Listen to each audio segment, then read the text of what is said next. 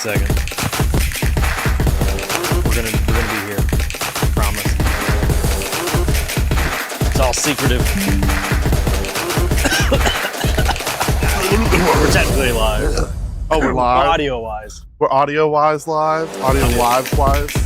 We're trying the new. See, and if you've gone live on video, I was gonna say, and the ghost of Kai is here too. Oh God, I've materialized. Check it out. You ready? I saw this come in, and I'm so excited. I don't know how it works. Hey! Oh, So you just press the button. so hold on. So if I was like, let's Let's go to intermission. intermission. You gotta. It's actually. Oh, it's a button. I love actual buttons. Yeah. And then we hit start. It goes to that, and then it's time for I'm ramp. not gonna hit that one. Oh, and then it's Yeah. rambling. And when it's time Oh to go, wow. I'm not gonna be like, Kai, it's time to go to Warhammer. And I can be boom. Yep, let's go to Warhammer. How many buttons is it? 15 buttons. Well, and that's just that page. Oh, wowzers. So- Okay. So now you can start setting up some fun things like soundboard stuff Yeah. and okay. So this would be like the main controls, and then if we want we should probably say hi to the hey everybody. Hey, welcome to Rambles. So unsurprisingly, nerds get a new nerd toy, and that's all they want to do. Yeah. Jeff has professional gear now. A little stream deck, and we're also using a new laptop, a different laptop. Different laptop. So New to us. That's how I like to say, Yeah. like when you buy a used car, it's new to us. It's new to me. Yeah. So we both had audio intro. Oh, kind of trippy. Yeah. Old World. Yeah, we're gonna be talking about Old World today. Oh, we're But gonna be no. talking about lots of Warhammer stuff today. So for the past 2 years, or a year and a half, how long have I been doing this? A little I over feel a like year. a little over a year. I think a year. We've been a using my couple months. personal laptop. Yeah. So I was finally like, hey, if we've kind of shown that this is going to be sticking around. Yeah. So let's do that. So Well, and it means like we've talked about doing it at Gen Con. right. We did it at MagicCon last year, and I believe we Right. plan to do so again this year. So being able to have this also, if media I'm laptop. not here yeah. for whatever reason, like, hey guys, I can't get to it. It'll just be It's all set up, Yeah. and you feel more comfortable going, here's all the information because it's just. press play. Everything. The only thing now still is I think that's still my personal camera and thing there. Yeah. So we'll slowly. Bit by bit. Yeah. Bit by bit. I see something Chaos and Dragony that actually sits in the shelves. I might grab one. I think There's a we few of got them. in like Yeah. 6 of them. Yeah, I saw that and I was like, I don't play Old World, but Might just holy get that wow, dragon. that is a cool model to do something with. And ZBrush has really changed the game, didn't it? 3D digital modeling. I mean, I there is a joy to the exaggerated details. I have some old metal runt herds Yeah. for Warhammer 40k, and it's one of those things where like sculptors used to do a lot with a little, right? Like Yeah. the very exaggerated features, and it's why like some people talk about that old school. We'll be talking about orcs. I'm talking about everything. But those exaggerated features were cool. I like that. Well, it's why the Warhammer Chaos and the Space Marines and all that kind of stuff kind of look the way they do with the Yeah, the big big pauldrons, pauldrons because you're and- trying to get them to. Well, it's funny though. The original when did the Well- first Chaos warrior first appear? That depends on how you want to go down, how far down the rabbit hole you want to go, right?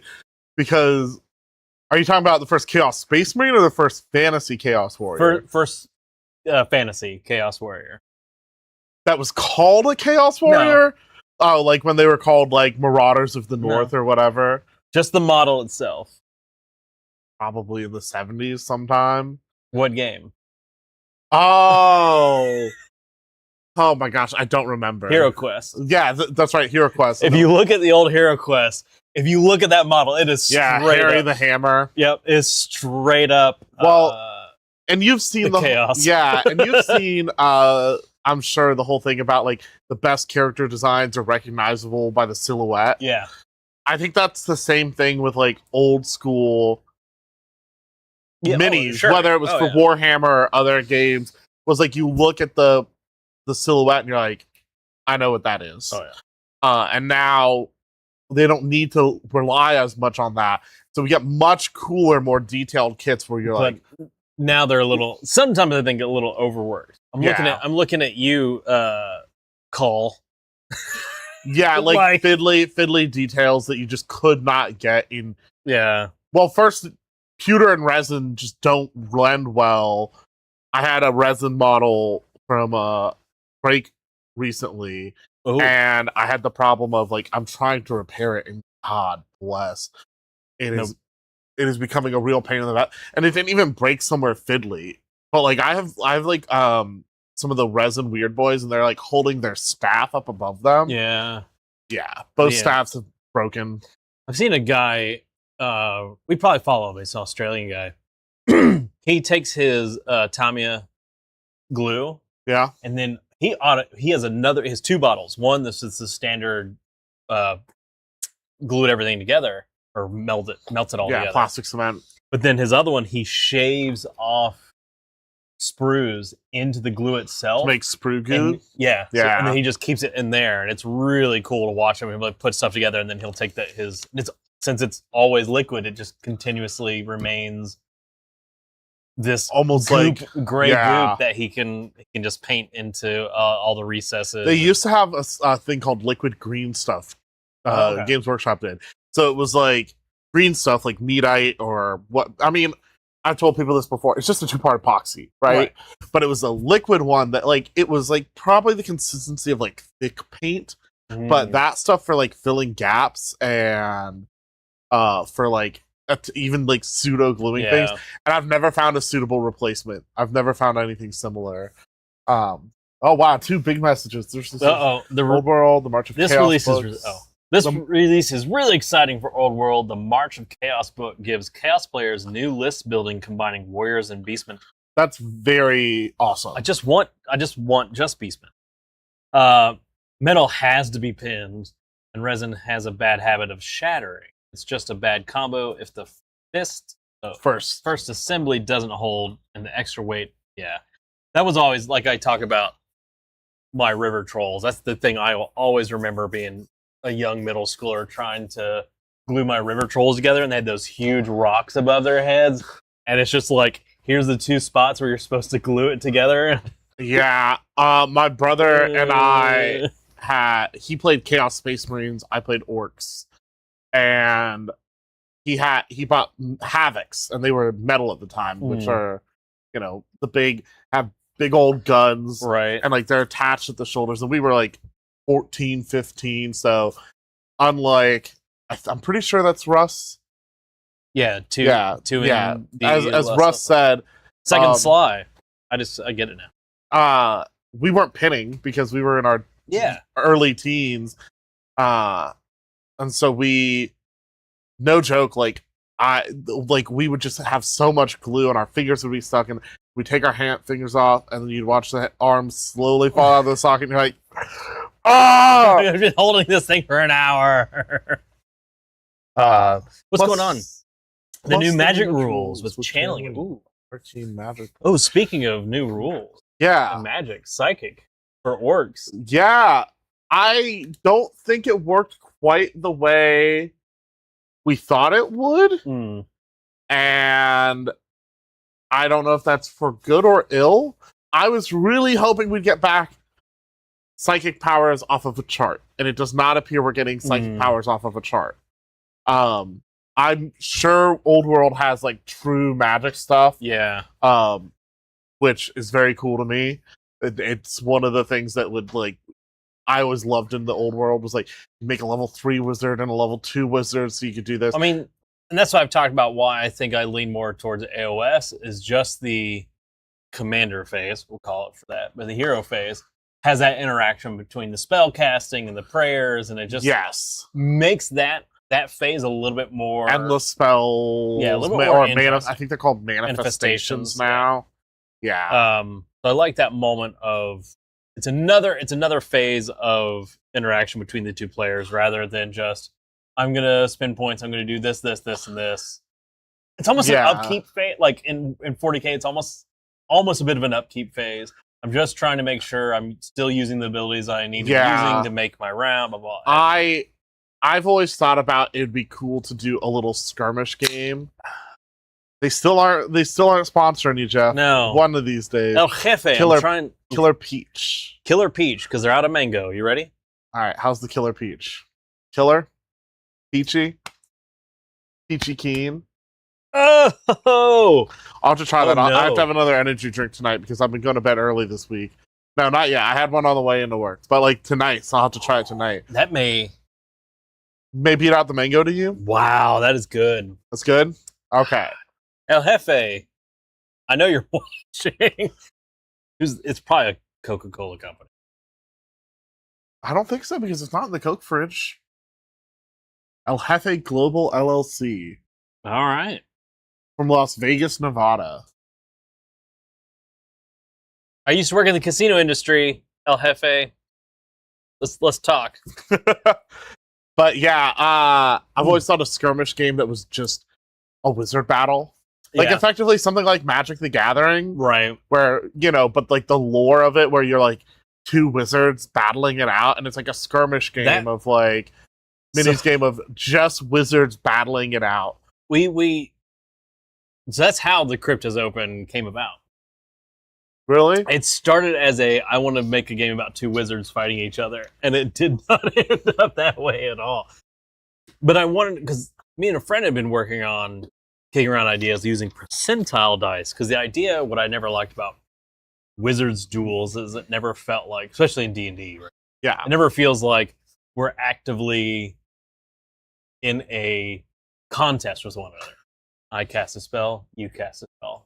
If I have a dispel or if a counter spell, that might be the only interaction we have, but otherwise it's just kind of back and forth. Yeah.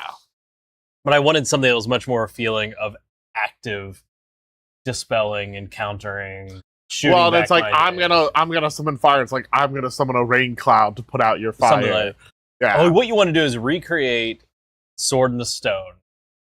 That wizard. That's probably one of the best wizards duel ever put to cinema. Is between Merlin and Morgana. Yeah, Le Fay. That was beautiful. Yeah, so well done. Well, I'm doing this. Well, I'm going to do this. Oh, you're doing that. Well, I'm doing this. Yeah. Well, and I think in that, like, there's rules about what you're trying to do. Yeah. Like, try not to be, like as a wizard, it's like, oh, don't like Madam Mim. That's right. Madam Mim. That's right. Not Morgana. I very much feel like it was supposed to be Morgana Le Fay, but and John's like, well, actually, I think you'll find we got. And of course, Russ is drinking a wonderful tea, unsweetened, ripened, pure tea. I don't know. Very deep woods while drinking spring water vibes. Mm. Well, what do you got going on? You have things coming up. Do you want to talk about at the end of the stream? Well, we'll talk about one of them probably in Warhammer Corner. Okay. And then we'll talk about the other when we go over events at the end of the stream. Yeah. Well, what I've been up to is building orcs and being excited for the new orcs coming up. And playing orcs. And we were talking about the psychic thing, and that's what, to me, becomes the question is what's going to happen with T-Suns and Grey Knights and potentially Tyranids. Based on this, I don't think we'll see a hotfix.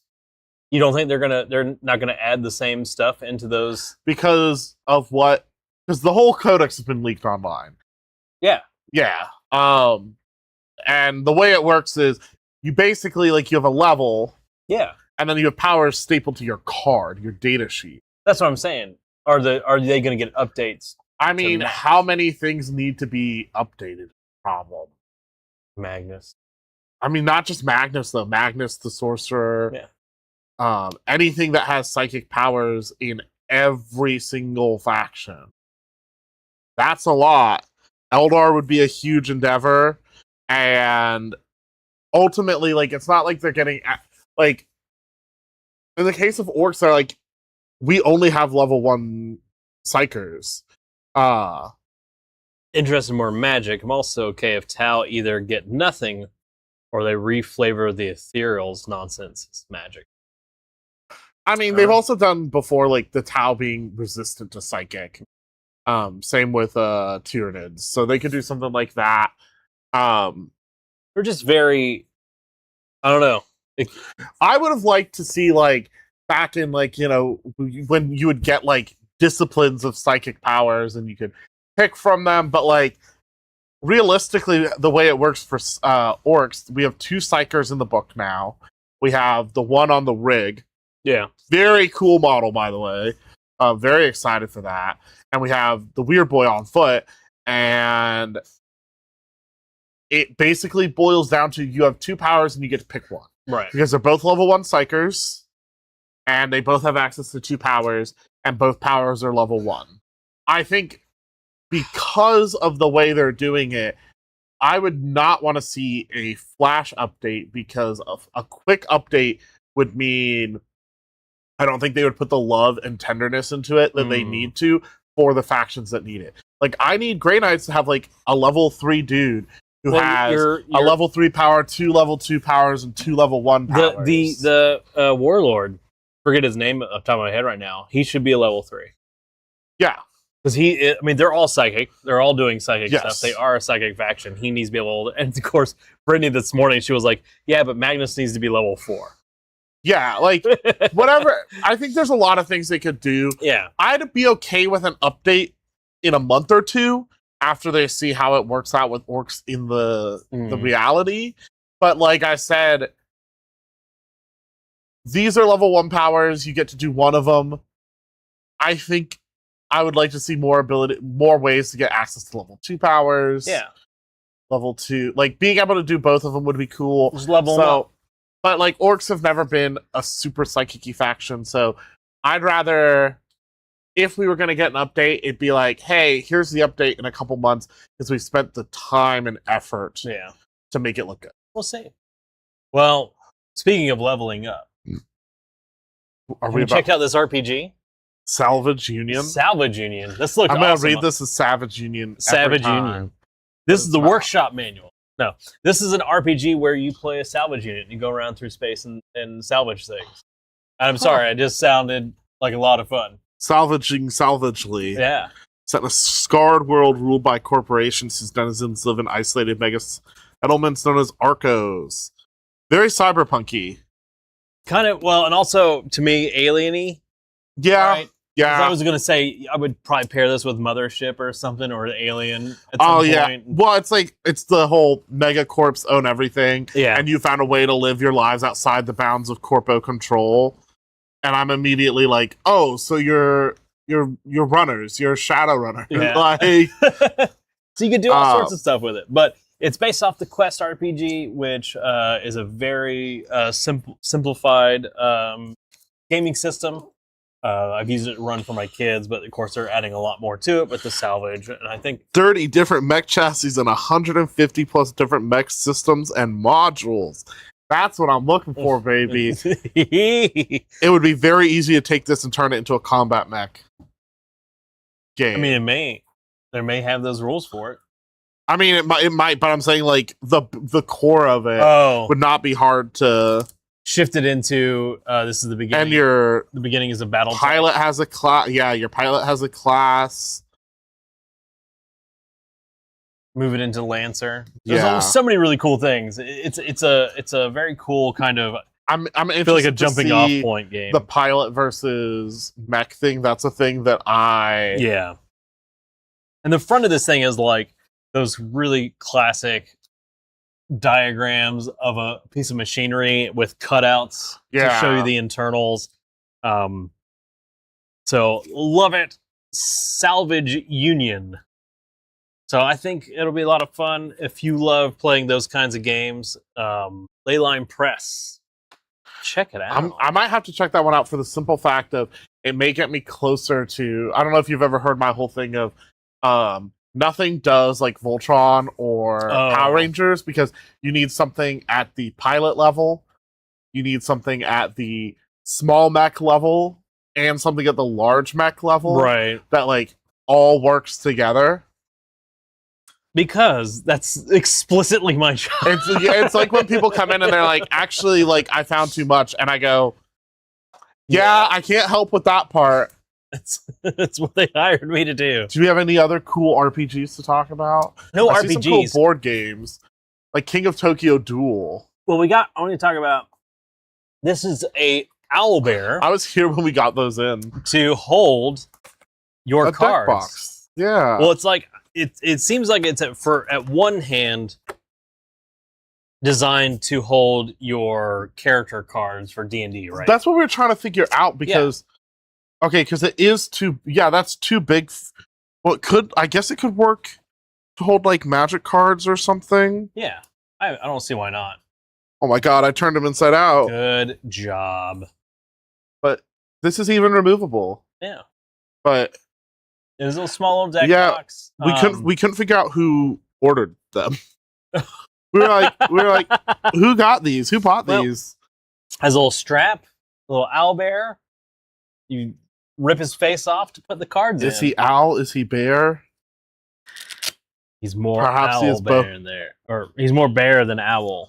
Perhaps he is both, perhaps he is neither. But at any rate, so we have these cute little owlbear things. I was to say, if you like Magic the Gathering,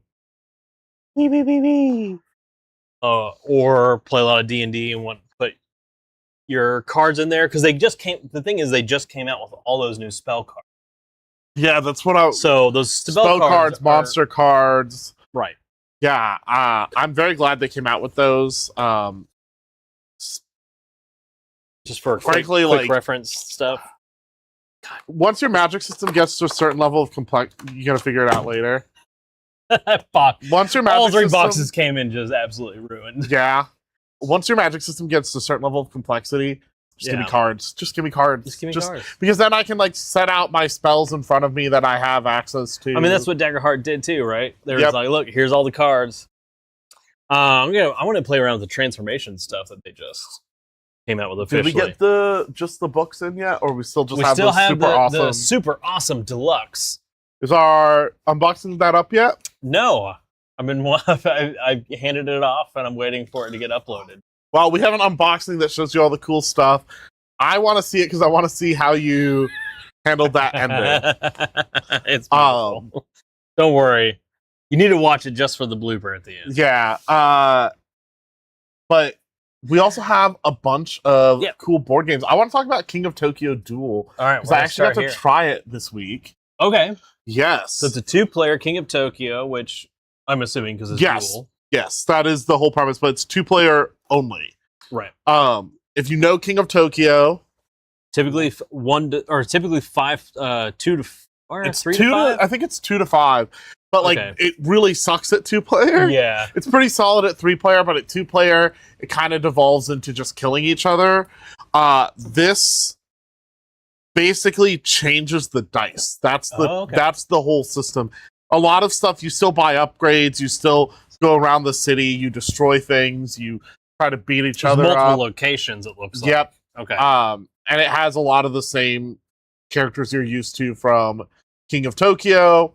It's a standalone. Mm-hmm. It's designed for a 1v1 King of Tokyo, so it removes some of the issues I have with King of Tokyo playing with 2 players, which is like, it just, the best way to do it is to either be in or out of the city and kill the other person and win that way. Right. A lot of people, what I love about King of Tokyo though is how many people do just go for the kill, and I'm just sitting over in the corner gathering energy or victory. I'm a big believer in like, I mutate the bejeebus out of my dude until like I'm like, okay, and now it's my turn to go into the city, and I get like 47 rerolls, and I get to like change dice, and like, oh, what do you know? I just got like 12 hearts and 14 claws, and all my damage is doubled and then quadrupled, and everybody's dead, and I'm healed to full. Yay! I win. King of Togo, Richard Garfield, obviously one of the best game designers. I love how he was just like, hey, let me make a game that will fundamentally change the very fabric of gaming history, whatever. And I'm not done. And also, like, it's crazy when you think about his background. What's his background? He taught calculus at, I think it was UC Berkeley. And like, he was interested in math and programming, and that's why like magic works the way magic works.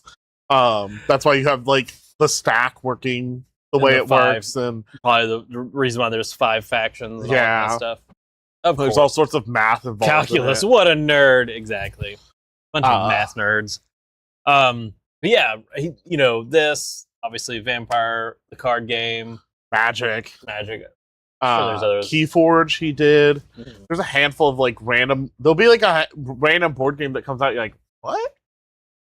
I'm bored. Here's another. I feel like he's got to be able to retire, and he's just like, whatever. I'm sure he's just having fun at this point. But speaking of card games, we've also got a new Arkham Horror. Yes, there you go. I was like, Children of Blood. Ooh. This is another LCG. Yeah, it's the first expansion to the revamped Arkham Horror card game. Okay. Which is all, to my understanding, backwards compatible-ish. Okay. I've heard it like mostly works backwards compatibly. But this one, the sun sets on the city of Arkham. Citizens hurry home in the growing twilight, eager to find safety behind locked doors. Arkham has always played host to strange occurrences. But this time something is different. Every other time it was normal. This time it's different. The detectives respond to reports of disturbances, finding spilled blood and torn clothes, but no sign of the culprits. Children of Blood is a tale of danger and intrigue in the small campaign expansion of the card game. 1 to 4 investigators. You tackle a new mystery that unfolds across 3 scenarios. Okay, so this has more of almost like a legacy. Yeah, it's a campaign. Well, all of them are campaigns, but this is like leaning more into what they do with. There's 2 formats now. One for only the new stuff, and then essentially legacy.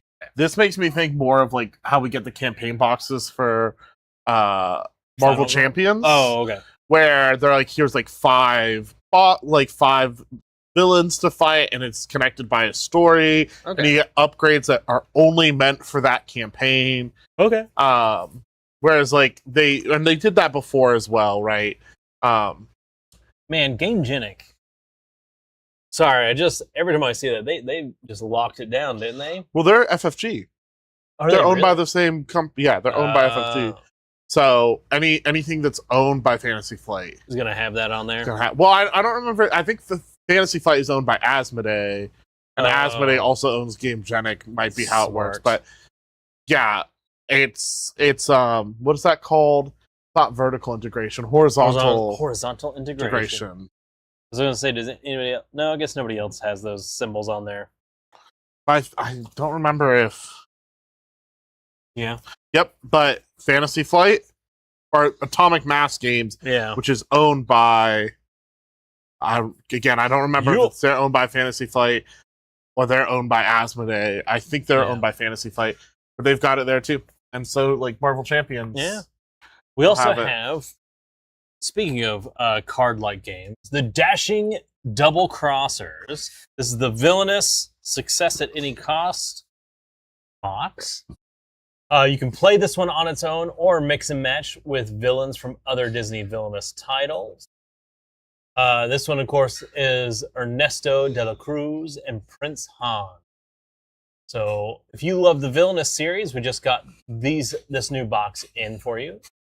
Ravensburger doing incredible work. Isn't it Ravensburger? I've been told. I've never been. It's German, I believe, or at least not Middle Eastern, not Eastern European. Germanic, Central European. Yeah, I believe they are from Germany, though. Okay, I believe it's a German company, but yeah, I've heard some people say it's actually Ravensburger. Okay. I don't know, though. Well, if you love a villainous series, we have a new one out. So coming in, you move on your realm board, take actions available to the location, play your cards right to win. If you play them wrong, you won't win. And always be navigating Star Wars 125 to confirm that Atomic Mass Games is part of Asmodee. Yes. Again, like, it's all, like, Asmodee owns a lot now. Jeez. What is this Reef and Ruins? Reef and Ruins. I always, listen, it's no longer slap a bird on it. Now it's slap a fish aquatic creature on it. This is, you have to be 1 to 100 to play. So you're 101. So you're out. Sorry, Jeff. Yeah, I know. 30 minutes and 8+. Reef to Ruins. You basically are there to discover the treasure and unlock ruins to solve puzzles and gain treasure. You perform enchantments, combine dice to multiply the value of your treasure, and explore the reef. So it's kind of like almost like a roll and write? It's a standalone, Jamie. There's a 1 die for each head of the Hydra, showing how each contributes to the hunt. Okay. Oh, it's like Wicked and Wise and Logic and Lore. Okay, okay. That's what I'm saying. That the bottom it says it. Gotcha. Yeah, so it's a roll and write. Yeah. I actually like roll and writes. I didn't think I would. Oh yeah. It kind of reminds me of Yahtzee. I keep wanting to try out Dice Throne, but every time we get it in, we still have. I want to get like one of the core sets so I can play with my family at home. I mean that I was talking to Michael about the X-Men one. He says it's a pretty good one. It's a pretty good one because it gives you enough to go from like a really easy one to play to a very complex one to play. Okay. So depending on your, I guess ability. I just like their actual in-universe IP stuff a lot. Because I think they might be done with X-Men Marvel stuff. I think they may have lost that license. And speaking of card games and Marvel superheroes, DC, we got Legendary back in. This has been. I have with the original. Yeah, I just saw it the other day at home. I'm pretty sure this is the reprint, the new one that just came out. John, I'm sure, is listening and can confirm for us. Well, actually, I just know it's something that we have been out of stock of, and people ask about all the time. It is a true new edition. It is a true classic to me.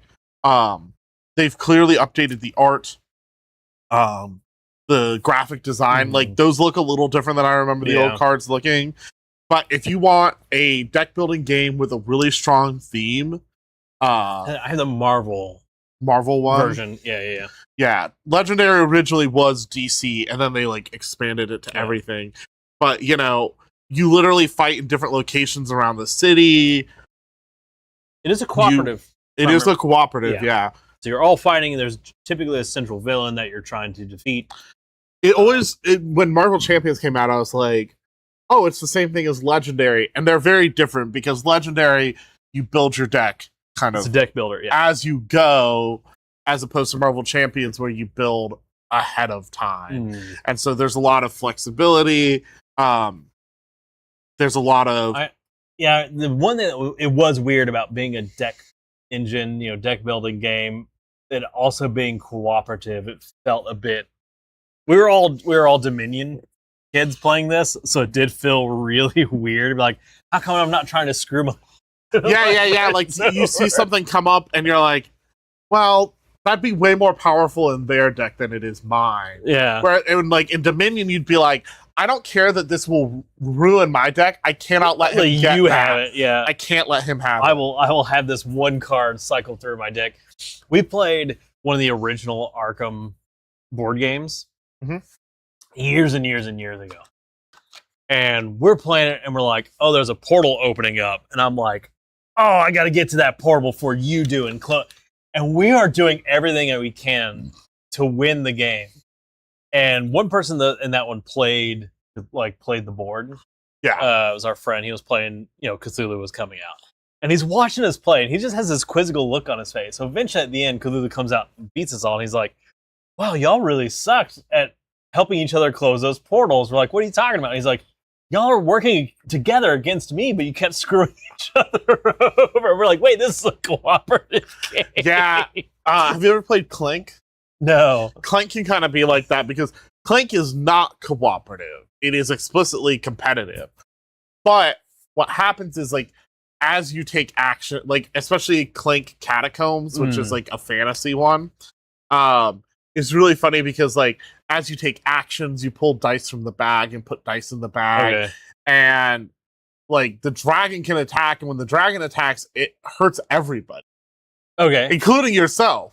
So if you're just like, I don't give a crap and I'm gonna do my own thing, like, you can end up contributing to, like, hurting the whole group. So sometimes it's like, all right, we need you to calm down or whatever. Please help us. We're all gonna die. And then speaking of all dying, it's Marvel Champions. That was one of your weaker segues, but we do have Marvel Champions, Luke Cage and Jessica Jones. I probably should have segued to it when you were talking about Marvel Champions earlier. Actually, that would have been a good one. But we have Luke Cage and Jessica Jones in from the books, from the TV shows, and the books. I guess there are comic books. Yeah, I mean, they very, like, I think those went for very comic accurate, and these, but, like, these, I think once you see the Nemesis, you're like, oh no, they're going, yeah. So, like, her Nemesis is the Purple Man, but, like, he's actually a purple demon. Yeah. And Luke Cage's Nemesis is Cottonmouth, which is a snake person. This is a pre-built Jessica Jones deck, but for what you're saying, I could get this pre-built deck and swap cards out. I could build something different based off of what I'm trying to do. Think of it like this: you choose your hero. Yes. Right. In this case, Jessica Jones.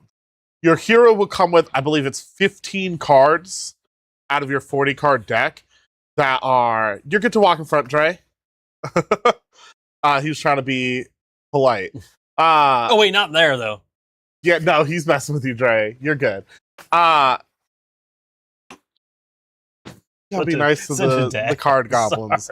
And it comes with like 15 cards that are like, you have to keep that. And that's like the core of who the character is. But then you choose a domain to build yourself around. Oh. So like you can be like justice and aggression. Oh, cool. And like certain heroes work really well with certain things. You do need the core set to play. Kind of. Well, it says so. Kind of. Core set is required. You can play it. The problem is you need a villain, right? And the core set is a good idea to have because it gives you a lot of like basic cards, but that is playable right out the rip. Oh, okay. So if your buddies are like, yeah, we're playing, we want to play through this campaign, you're like, oh, I'm saying if I'm by myself, I would still need to get. Yes, you need a villain. So I think you could get away with like doing one of the campaigns, instead of the core set, because the decks are fully playable on their own. Okay. The big thing is the campaign, the core set comes with things the decks and campaign don't, but it's like trackers and like markers, and like health dials and stuff that you could easily replace with dice and other things you have. Well, speaking of Marvel properties, I'm sorry, Disney properties. Hey, we've got Mace Windu, Jedi Council. Oh, so that's got Mace Windu. It's got Tall Head. Tall Head. It's got Conehead. It's got Mouth Breather, and it's got Devil Girl. All your favorite. Not Slub Shit. No Glub Shido or I actually am bad about. Oh no, it tells us. Okay. It's Ki Adi Mundi, Plo Koon, and Shakti. Right. Yes, the classics. I mean, I think if you are like a big fan of the prequels, those are all like the Jedi that we got in the prequels. There's definitely an age. I've noticed an age cutoff. See, I was the right age for the prequels, though. And I was just too old. Because when did the first prequel come out? 99? Yeah. So I was almost graduating from... See, I was 7. Yeah. That was See, I'm sure me saying I was 7 years, like I was almost graduating from high school, made you feel old. I was in Quick Trip. Rob's the same way as like those movies are shit. I mean, the first set was designed to sell toys, so was the second set. And it worked. Know. I think go back and rewatch them. Though. I think you misspoke Pyramid Head. Go back and rewatch them. I've only watched the last one once. 3. Yeah. I think if you go back and rewatch them as they're supposed to be fun movies, they're just fun. Well, apparently, they're pretty solid. What's his name? I want to watch the Topher Grace re-edit. Apparently, he went through and re-edited all the films and has done private screenings for his friends, and they're all like, they're just infinitely better. I mean, I definitely think they're like. He didn't have his wife there, or his ex-wife there, to fix his problems this go around. Any rate, I can talk about that. 4 hours. Are you ready? You go for it. Whoa! It's Warhammer time! So, I guess we should start with what we have. Which is all this very cool new old world stuff. So, as they were saying earlier in stream, in case you are new, there's a whole big they're saying like new list building options for chaos, new magic rules. I'm sure there's like a little campaign, some lore, but it's a rebox of the Chaos Warriors. Do they come with the tray still? Do they still do the tray? No, they don't come with the tray, but you can buy. A lot of people buy. Well, nowadays I'm sure people 3D print trays. Right. Is what they do. Right. Back in the day, I used to take cardboard and dowel rods and make my own trays. Okay. Because I remember, didn't you have to pivot them off a corner and stuff like that? Yes, man. All of a sudden, I'm just having like these flashbacks. So I was 14, 15. I was too poor to buy the GW branded trays. Also got the Chaos Knights. Ooh. So we would just make our own by like cutting plastic art and gluing dowel rods to like make the edges. And the contents of this box will allow you to build 1 unit of 8 Chaos Knights or 2 units of 4 Chaos Knights, each with full command. And just rebase these for AOS. These would make such good Varangard even, I think. Yeah. Because they're so detailed. They're so chunky. New sculpts. The old Chaos models have all been replaced now. All right. Nice. And then, most importantly, a Chaos Lord or Chaos Sorcerer mounted on a Chaos Dragon. If you build it as a Sorcerer on Dragon, you'll get a Lord on foot. If you build it as a Lord on Dragon, you'll get a Sorcerer on foot. But good golly almighty, is that just so cool? I remember one of my favorite things about Old World. I don't know if you can still do this. Was they were like, yeah, like here's the prices for mounts in the core rulebook. Like anytime you want to build a list, they're like, oh, you have a Bretonnian sorcerer? Yeah, you can put it on a Pegasus. You can put it on a dragon. Right. And yeah, you can make them pretty easy. You can also get laser cut or prints off Etsy. Yeah, much easier now. And I think I'd go for the sorcerer on the dragon. Yeah, that is to scale, by the way. There on the back. I mean, that thing is huge. How much is that one going for? Does it say on there? 200 no. I found the Old World models, for whatever reason, are particularly like good bang for your buck. I've got the app to be able to tell you how much it is right here. Probably in some degree, it is a $195, which is like, I mean, it's not. I thought I was joking at 200. Jesus Christ. Yeah, I mean, it's expensive, right? What can you do?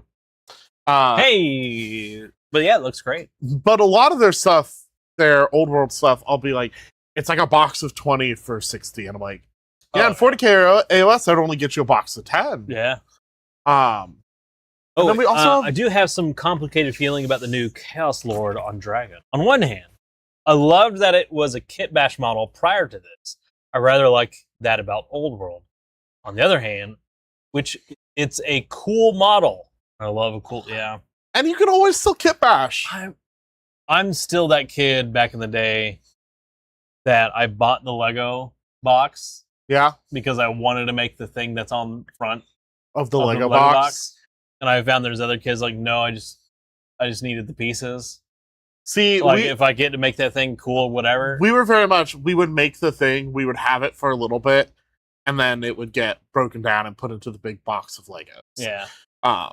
And then we would do. Oh, I had 3 castles growing up, and we moved, and they got busted, and that was game over. I was so proud of my little 3 castles. Hey, talking about Warhammer, we also have Blood Bowl. So we have a new ogre kit. There we go, and a new Minotaur. Oh, is there something else I missed? The rat ogre. So lots of, I forget what they're called, but like there's a name for that type of model in Blood Bowl, where it's like the big, bulkier models. I'm looking forward to killing mini Chaos Dragons with Bretonnians and Wood Elves. And Cathay. Jamie just going crazy. I find most Warhammer people are like, I have like 4 armies. I don't know what they're talking about. I only have 3. No, 2.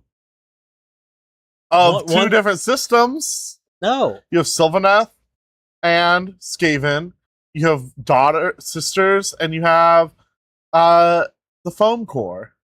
That's not having an army. The foam. I'm not counting the phone card. All right, whatever. But yeah, we've got some new Blood Bowl stuff in. I think we also we may be out of it, but I know we also got in the new magazine and a couple other new things. The Spike magazine. We do have in the new White Dwarf. White Dwarf as well. Talking about issue 527, the new edition. White Dwarf is always cool. Hey, the internet told me that GW has abandoned 40K. That's what I've learned. Yeah, it's dead. It's about time. Yeah, White Dwarf is always cool if you. The Rat Ogre and the Minotaur can be in the relevant team. Oh, that's cool. But they, it's got a little bit about 40K. It's got a little bit about Age of Sigmar, a little bit about the Old World, a little bit about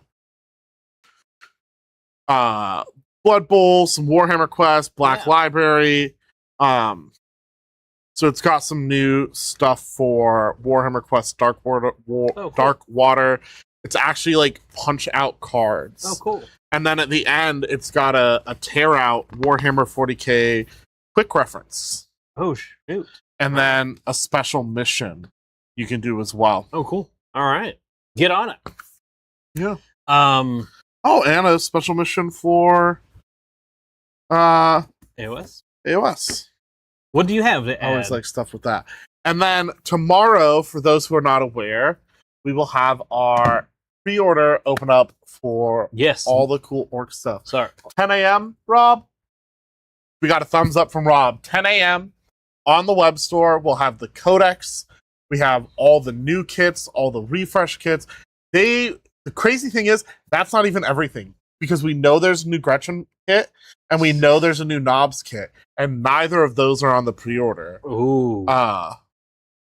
So we have the new boys, the new war boss, we have the new truck, the new war bikers. Those are all refreshes. Oh my gosh. We have all the individual kits from the starter box. So we're getting the Big Mac DACA rig. I didn't think we would get them that quick. The internet was right. Yeah, the new Weird Boy. GW's just completely abandoned. Yeah, they're trying to sell it all out before they close shop. That's why they got new stuff. Yeah. Jeez. That's what I was trying to tell them. I was like, I work at a gaming store. It's fine, guys. Yeah, I mean, 40K has almost always been the most popular of their lines. Good gravy. Well, so at tomorrow, what we're saying is at 10 a.m. Get on it. I think we'll sell out of some of that. Nasdreg, I'm really worried about us selling out because I'll be getting ready for work and coming up here, and I'm like, that's one of those. He's one of my favorite characters. I love named characters. I feel like they I feel like GW shied away from named characters for a really long time, and that was a mistake. That was a big. People love, yeah. I think people like the named character. That is the one thing about like looking at Tyranids as an army to pick up. It is lacking. Yes, you have like the Swarm Lord, and you have Old One Eye. Old One Eye, and you have but now you have the Red Terror again. But we lost them for a little bit. Okay. So you have those things, but they're not. It still feels like, is that really necessarily? I guess it is a named character. It is a named character, but like they don't necessarily feel like they have the same personality as like Pedro Cantor, Gazgul Magorok Thraka. Morven Vol, like, is just like the lore behind her and Celestine. Like, there's such really amazing lore. That is the thing, right? That's what I think is cool. Is you're like, I like this character because of the lore behind them, because of the fact that like Gilliman was running off to do something and was like, I got to pull the team together. Celestine, like, call her about like, we got to rock, and she's like, bet. And like. So cool. Yeah, and I do like coming up with my own characters as well. But there's something about, hey, here's this existing character and lore that I can be excited about, and then you can also be like, oh, I want to know more about them, read about them, and be excited about them with me. Whereas I'm like, here's my original character. Please do not steal, blah, blah, blah. Like, I can be as excited as I want about it, but no one else is ever going to be as excited as me about it. But you can meet, you can meet someone else who's like, dude, I also love Celestine. And you're like, oh my god, and you can gab about it together. Tyranid is another army I'd love to collect. I actually have Red Terror sitting somewhere on the bottom of my hobby stack. Beautiful. Yeah. All right. Well, I think that's everything. Let's get back to regular rambling. I really like this thing. There's not really much going on for the rest of the month. Drink specials. The summer drink specials are ending this month. 10 days thereabouts. So we got some new stuff coming out. Some tasty drinks. We just filmed the making of videos. We'll have those videos so you can see those coming out. You want to talk about anyone in particular?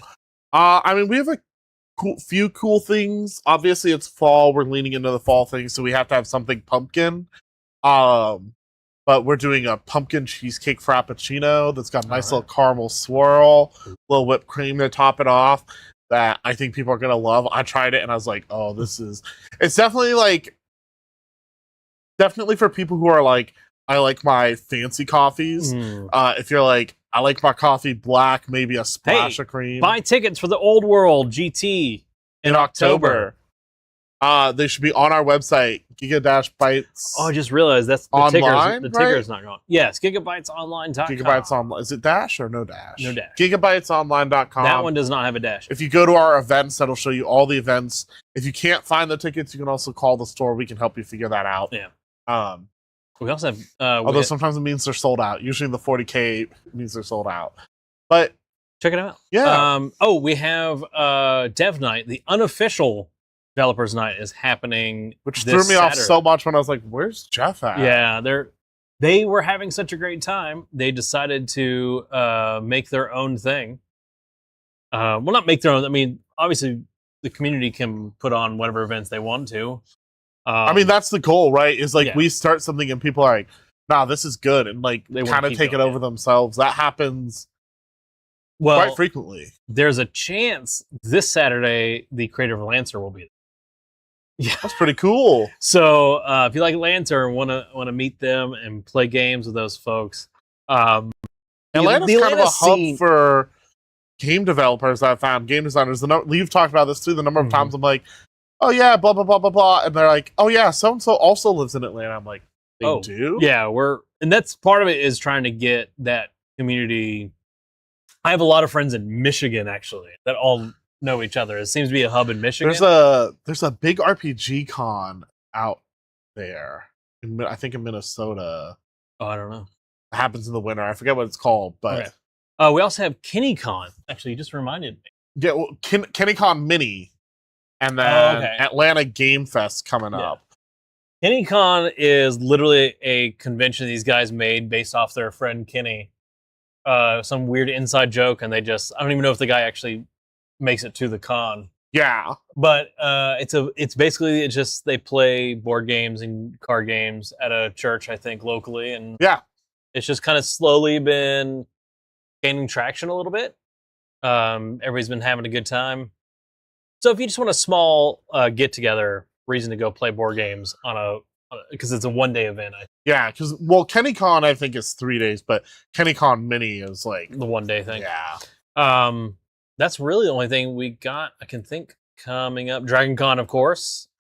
Yeah. Coming up at the end of the beginning of September. And have you worked here for a DragonCon before? I have. Which reminds me, I got to talk to you, John. Uh-oh. Oh, yeah, you're doing Brandished. Yeah, and I went to go take my time off, and I was like, oh no, it's been blocked out. Yeah. DragonCon is actually, as crazy as this sounds, a phenomenal weekend to come and get some games up here. It is usually better than doornails around here. That said, I've shot video in the past being like, hey, if you can't make it to DragonCon, come on up. And we've actually had quite a few people like, oh. We do get folks who will come up, but like in terms of general game space, it's almost always extremely open for DragonCon weekend. So come on down and game, and I mean, we're only 30 minutes away. Yeah.